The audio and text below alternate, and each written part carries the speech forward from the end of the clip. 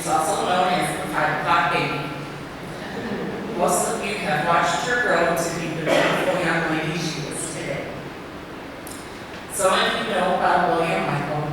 For those who don't, he was our firstborn. He was 13 days old when the good Lord called him home.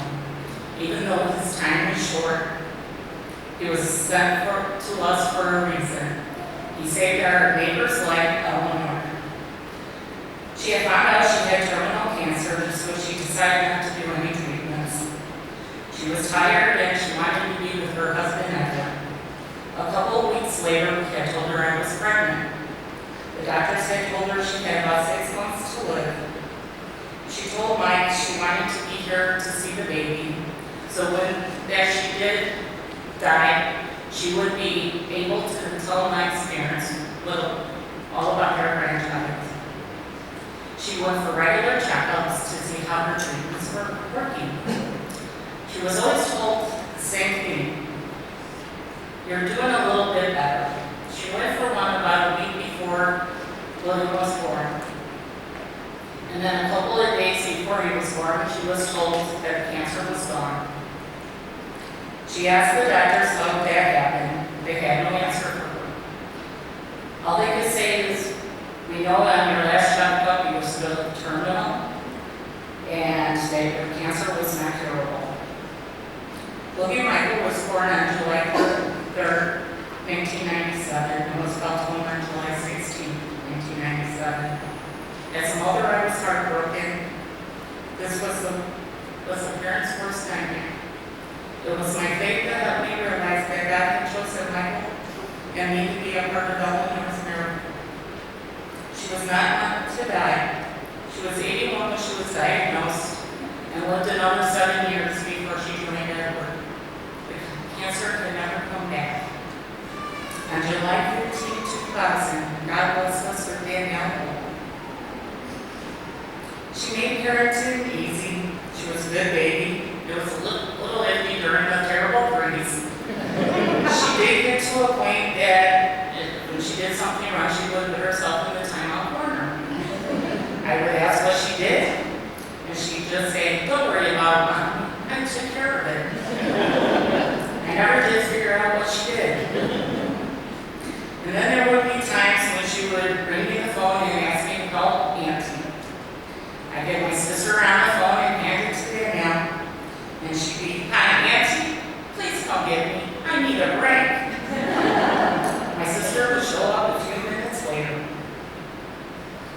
We were at a friend's house for our kid's birthday party. Dan had come up to me and asked Zip if it was okay to play with the other kids she did not know. I had told her yes, that it was okay to play with them.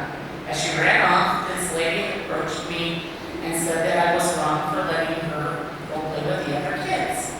She proceeded to say that the book said that kids this age should not play together. My reply to this was, I did not know kids came with a manual. I asked her, "How many kids do you have?" She replied she had 2 boys, and pointed over to the corner of the yard. I saw these 2 boys all by themselves, totally being unruly. And I looked over at Danny, seeing her playing with the other kids, having a good time and laughing. Later on, I heard her voice talking back to her and having a meltdown. I suggested to her she may want to look for a new book. I sometimes miss those younger days. The teenage years have their own challenges. Being caught between not being a child but not quite yet the adult. I try to look back to my teenage years and I try to do the best advice I can. Then I thank God that she did not turn out like Mike and I at that age. Sometimes she will ask me if I like her. I answer her honestly. There are moments that I may not like you, but my love for you is constant. There is nothing you can do to make me stop loving you. The one thing she does at 16 that still makes my heart swell every time is that she still calls me mommy. My hardest day is yet to come, when in a year and 3 months, my little go to college. I am sad but also excited to see where the next chapter of her life will take her.